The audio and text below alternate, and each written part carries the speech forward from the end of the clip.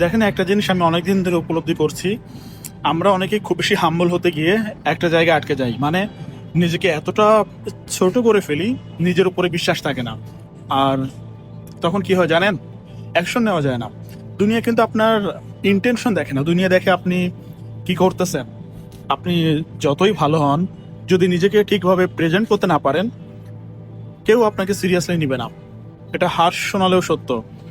আমাদের সোসাইটিতে একটা জিনিস খুব ক্লিয়ার: যারা খুব বেশি সফটলি কথা বলে, খুব হাম্বল থাকে, লাইক আমার মতো, তাদের অপিনিয়ন ইজিলি পুশ হয়ে যায়।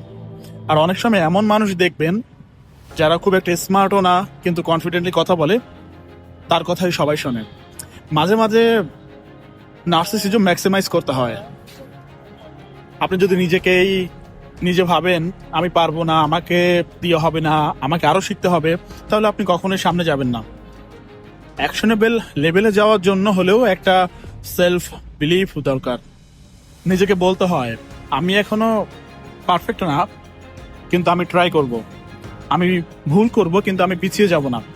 এই বিশ্বাসটাই মানুষকে ফিল করাটা শেখায়। আপনি যখন নিজের জায়গায় দাঁড়িয়ে কথা বলেন, চোখে চোখ রেখে কথা বলেন, তখন মানুষ ট্রাস্ট করে। তাই হাম্বেল থাকবেন, কিন্তু নিজের ভ্যালু কমাবেন না। নিজেকে ছোট করে প্রেজেন্ট করলে দুনিয়াও আপনাকে ছোট করেই দেখবে।